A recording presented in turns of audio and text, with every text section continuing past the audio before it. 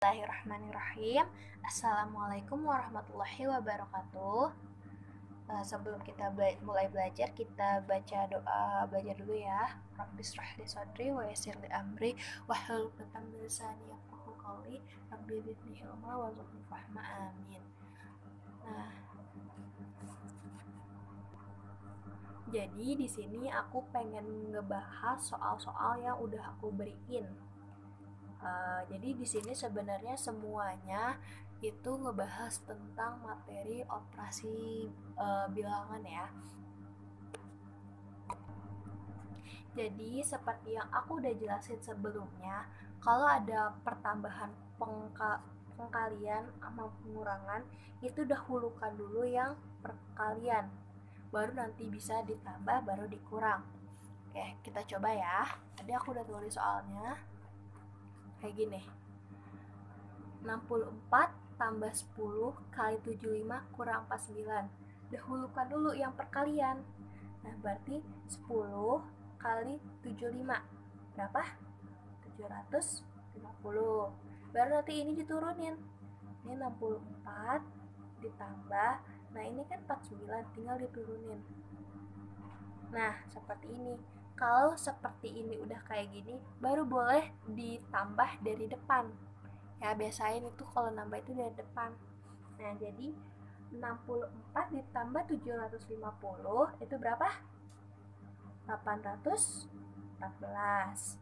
Nah, baru dikurang 49. Kita ini terstruktur ya, biar kalian lebih paham lagi. Nah, 814 dikurang 49 berapa? 765. Nah, seperti itu. Jadi ingat ya, kalau misalkan ada perkalian, pertambahan atau pengurangan, itu dahulukan dulu yang perkalian atau pembagian, baru nanti yang pertambahan sama yang pengurangan. Oke, sekarang kita lanjut ya nomor 2. Nomor 2 itu hasil dari 349 ditambah minus 93 dikurang 544 dibagi 32 dikali 47. Nah, kita lanjut.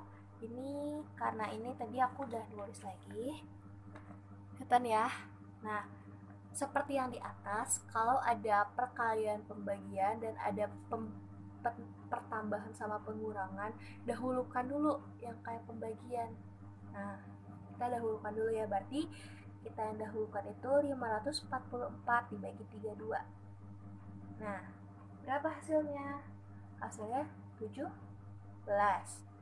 Nah, baru nanti di sini tulis 47. Nah, kalau misalkan takut ininya lupa, nggak apa-apa ditulis aja kayak gini. Mau ditulis boleh atau enggak juga nggak apa-apa. Tapi nanti kalau nggak mau ditulis, nanti jangan lupa. Nah, kalau udah kayak gini gimana? Ini kan ada pertambahan, pengurangan, tapi di sini ada perkalian. Selesaikan dulu yang perkalian. Kayak gini.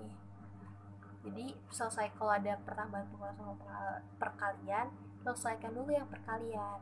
Nah, 17 kali 49 berapa? 799. Nah, baru ini diturunin lagi. 349 ditambah minus 93 dikurang, jangan lupa dikurang, hasilnya 799. Nah, ini baru kalau aku lebih suka ini tuh ngitungnya dari depan. Jadi ini dulu 349 ditambah minus 93 itu hasilnya 253. Nah, baru dikurang 799. Hasilnya berapa? Karena ini kan di depan kan lebih kecil daripada yang hasilnya yang di depan itu lebih kecil daripada yang di belakang ini, berarti pasti hasilnya minus. Kayak gini, kamu punya uang 253 tapi kamu ngutang 799, pasti hasilnya bakal ngutang kan, jadi hasilnya tetap minus. Tinggal dikurang 253 kurang 799 sama dengan 546. Seperti itu ya. Kita lanjut soal nomor 3. Sebuah yayasan sosial memiliki 761 kain. Sebagian kain tersebut diberikan kepada 12 panti asuhan. Masing-masing panti asuhan menerima 24 kain. Sebagian diberikan kepada keluarga lanjut usia. Sebagian keluarga lanjut usia menerima 4 sarung. Banyak keluarga yang menerima sarung ada. Nah, berarti yang ditanyakan itu banyak keluarga yang menerima, maksudnya ini menerima kain ya harusnya. Maaf ya, ini salah penulisan. Maksudnya banyak keluarga yang menerima kain adalah. Nah, kalau kayak gini kamu harus tahu dulu, ambil poin pentingnya. Contohnya gini, aku ambil ini sebentar. Nah, ini sebuah yayasan memiliki 761, berarti awalnya itu ada 761. Nah, sebagian kain tersebut diberikan kepada 12 panti asuhan. Nah, ini. Nah, masing-masing panti asuhan menerima 24 kain. Berarti satu panti asuhan itu menerima 24 kain. Nah, sebagian diberikan kepada keluarga lanjut usia, sebagian keluarga lanjut usia menerima 4 sarung. Nah, yang ditanya banyak keluarga yang menerima kain ya, maaf ya tadi ini tipe lagi, banyak yang keluarga yang menerima kain ada. Jadi gini, nomor 3 ya, awalnya kan dia punya 761 sarung, tetapi karena di sini tulisannya panti asuhannya ada 12 dan masing-masing panti asuhan menerima 24 kain, berarti di sini yang diketahui ini kan berarti kan bakal berkurang dong dari yang 761 itu, berarti ini dikurang. Baru karena ini 12 panti dan masing-masing menerima 24, berarti itu di dalam kurungin biar dapat hasilnya gitu. 12 kain dikali 12 panti kali 24 kain kayak gitu. Baru nanti kan sebagian itu menerima 4 sarung, berarti dibagi 4. Nah, kayak gitu teman-teman. Nah, kerjain dulu. Kalau ada kayak gini, biasain kerjain yang dalam kurung dulu. Berarti kita kerjain yang ini dulu ya. 12 kali 24 berapa? 288. Baru, ini harusnya di dalam kurungin dulu ya. Baru nanti biar bisa dibagi 4-nya. Nah, baru 761, jangan lupa dalam kurungin dibagi 4 gitu. Baru kerjain dulu yang dalam kurung. 761 kurang 288 berapa? 473. Baru nanti sini bagi 4. Nah, 473 dibagi 4 itu berapa? Tuh ya, 118,25. Ingat, kalau misalkan ini koma 25 di bawah 50 itu kita buletin jadi 118. Kalau di bawah koma 5 gitu dibuletin 118, tapi kalau misalkan 118,9 gitu jadi dibuletin jadi 118. Jadi ya banyak keluarga yang menerima kain, ada 118 keluarga.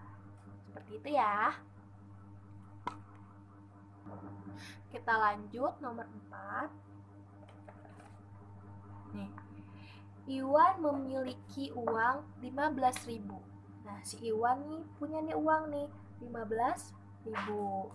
Nah, dia ingin membeli sebuah buku dan sebuah pensil. Biasanya kalau ada kata dan itu ditambah. Nah, jika harga buku 6.850 dan harga pensilnya itu 1.725, sisa uang Iwan adalah, berarti sisa uang dari 15.000 tuh berapa? Caranya gini, kan 15.000 ya. Kita tulis dulu ya. Awalnya kan Iwan punya uang 15.000. Ya kan? Kan sisa, karena sisa kita kurang. Ya. Karena di sini dan itu berarti ditambah sebuah buku. Sebuah buku itu harganya 6.850 dan sebuah pensil harganya 1.725. Berarti 6.850 ditambah 1.725. Ini ditambah 6.850 ditambah 1.725. Nah, kalau kayak gini kerjain dulu yang di dalam kurung. Nanti baru bisa dikurang yang ini. Soalnya kadang jawabannya itu bikin rancu di sini. Kita kerjain dulu ya yang dalam kurung. 6.850 tambah 1.725 hasilnya berapa? 8.575. Nah, kita baru turunin 15.000 dikurang 8.575. Hasilnya berapa? 6.425.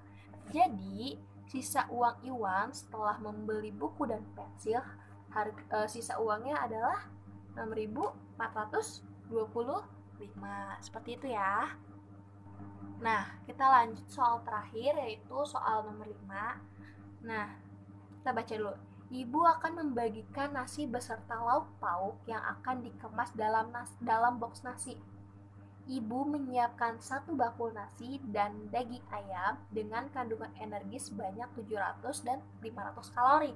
Berapa kandungan kalori setiap boxnya jika dibagikan kepada 15 orang? Kita ambil lagi kata kuncinya. Ibu menyiapkan nih. Kalau MTK cerita itu kalian harus pinter-pinter nyari kata kunci. Ada kata dan. Di sini ada kata dan. Berarti 1 bakul nasi itu kalorinya itu sekitar 700 dan daging ayamnya itu sekitar 500 kalori. Nah, kan yang ditanya berapa kalori setiap boxnya. Jika dibagikan, ada kata dibagikan berarti selalu dibagi ya. 15 orang. Ingat kalau misalkan ada kata dan, seingat aku itu biasanya itu ditambah. Nah, kita tulis ya, nomor 5. Tadi nasi kalorinya berapa? 700. Ditambah nih, tambah tadi berapa? Lauk pauk, daging ayam 500 kalori. 500. Nah, ini kita kurungin dulu. Kenapa? Karena dia 1 box, 1 paket. Nah, kita tambahin dulu nih. Berapa hasilnya? 1.200. Sampai sini selesai? Belum selesai karena ada kata dibagikan kepada 15 orang. Berarti ini harus dibagi 15. Diturunin 15. 1.200 bagi 15 hasilnya berapa? 80. Jadi berapa kandungan kalori setiap boxnya? Berarti 80 kalori. Seperti itu. Terima kasih teman-teman yang sudah mendengarkan pembahasan ini sampai selesai. Aku harap kalian bisa mengerti dari penjelasan aku. Kalau misalkan ada yang mau nanya, ada yang masih belum ngerti, bisa PC aku aja atau boleh tanya di grup. Ya, kurang lebihnya mohon maaf. Wassalamualaikum warahmatullahi wabarakatuh.